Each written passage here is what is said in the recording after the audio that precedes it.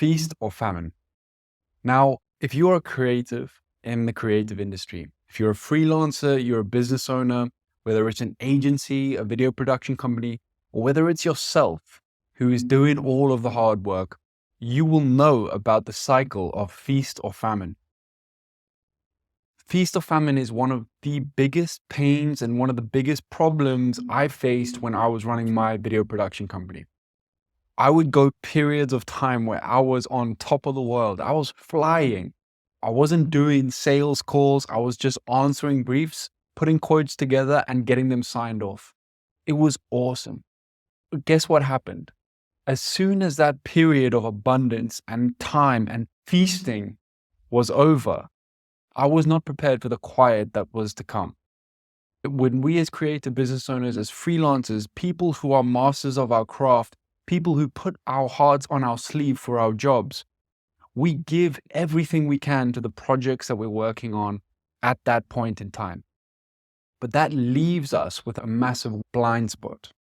That blind spot being because we are so engaged with the client's work that we're doing, we do not have time to keep up our sales process and to keep up our marketing to ensure we have a consistent flow of clients and leads coming into our business. This is the cause of going through stages of feast or famine, and we need to break that cycle. So the key point that you need to internalize and remember is that you don't wait to sell when you have time. You sell when you have traction. Now, if I had taken time in those moments when I was busy with client work, when I was on top of the world, when I did have lots of clients coming through, to create things like a wait list, to create more retainers, to actually start generating new business out into the future and really having a healthy pipeline for my business, things would have been a lot different and I would have been able to break the cycle of feast or famine. Now, it's incredibly important as a creative that we are able to break this cycle, because if we are in a constant cycle of feast or famine, we can't grow our businesses. We can't achieve financial freedom. We can't achieve time freedom. And most certainly, we'll never get the chance to actually work on the projects that we are truly passionate about, because we're always taking the easiest low-hanging fruit or whatever brief comes through the door, even if our heart and soul says, hell no, I don't want to do it. You take it because you need the money. And so if we want to go to the next level as creators, we need to break the feast or famine cycle for good. And so the point is, don't wait to sell when you have time. Sell when you have traction. This is how you're going to break the cycle of unpredictable income. With any creative business and any creative service, if we simplify it down to its bare bones, it consists of 3 elements. Client fulfillment, so actually doing the work, creating the brief, executing on the brief. Marketing, so marketing yourself through either word of mouth, on social media, so you can generate more business. And then converting that audience into paying customers through a client acquisition process. Most of the time, as creators, we are obsessed and we are spending all of our time in the fulfillment area.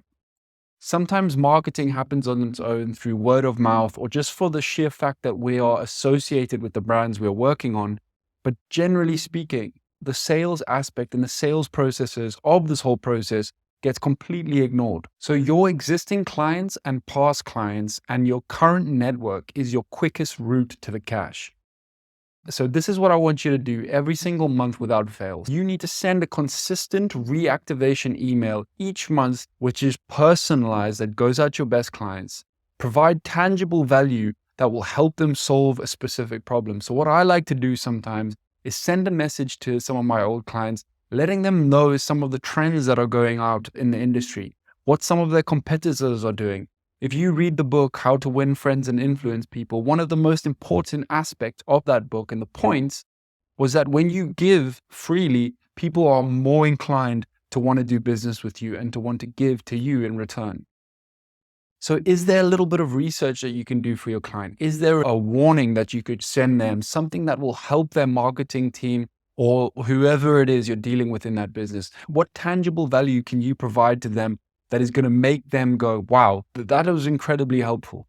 Now, I love to shoot videos and record myself talking. So you could shoot and record a personalized video that you send out to your clients in the form of a newsletter or an update, but you really want to try and get some personalization into it. And you just let them know that you're up to some cool stuff.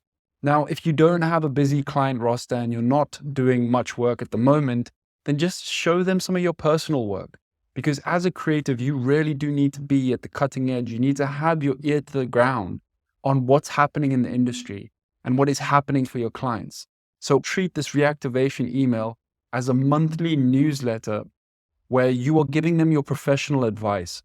You're giving them value in the sense of education, thought leadership, and showing them that you are the one that they need to go and work with and speak with. So remember, create a monthly personalized email that goes out to your best clients. Provide tangible value that will help them solve a specific problem. This could be written or as a video. Update them on your current offerings and services, and share any new wins your business has had with other clients in their niche. All right. And if you don't have any in their niche, doesn't matter. Just show them that you're doing good work. And this is probably one of the best ways for you to generate new business, but it has to be consistent. Otherwise, you drop into the feast or famine mentality. Now, new clients. Okay. So many people always worry about new clients. I need more clients, forgetting that your past clients are going to be your best source of income. But that being said, if you do want to grow beyond where you are now, generating new clients is going to be very important. New clients are harder to come by. Automating your outreach will save you hours of time. All right. So what we do is, rather than sending 10 DMs a day over LinkedIn, which is the best platform for creative professionals like ourselves, is using an automated tool that sends the connections to everyone in your niche. So there's this awesome tool called Ulink, and I'll send you a link to Ulink in the bottom of this video. But if you sign up to this, you can put in all of your target audience's details, and it will create a certain number of connections, however many connections you want, all across LinkedIn. Now, the power of this is, as soon as someone accepts that connection, it can send a pre-written message automatically. And then if someone replies to that, you get notified, and then you can start having a natural conversation with them based on what they have said. Now, this is so vitally important because this is something that can be ticking along in the back of you when you are busy on projects and you are working away. You just have a little process where you're connecting with the right people, and then you're putting your offers in front of them. And if they have a problem and you are best suited to solve it, then they are going to go for you. I cannot tell you how many calls we have had booked off the back of this system, just on the sheer fact that we managed to reach out to the right person at the right time and we were the right solution for them. We have a template that you can use to actually manage your conversation. So we have the exact script that we use for our business. So download that as part of this mini course, and you'll be able to get our exact template on how to speak to people through DMs. So you're not sounding like you're trying to coerce anyone into anything. You're actually facilitating them and letting them know about your service. Once you get these people to agree to a meeting with you, so you can get on a call and you can ask them more questions and go through the sales process, then you're going to need to put together a proposal, put together a pitch, and show them that you are the one to do this job. Now, sometimes you don't need to go through proposal or pitching process, but if you're going after more high value jobs, then you're going to need a pitching and a deck template. And generally, when you reach out to people, it's always a good idea to send a creative deck, which explains to them your credentials, your expert bio, who you've worked with, your portfolio.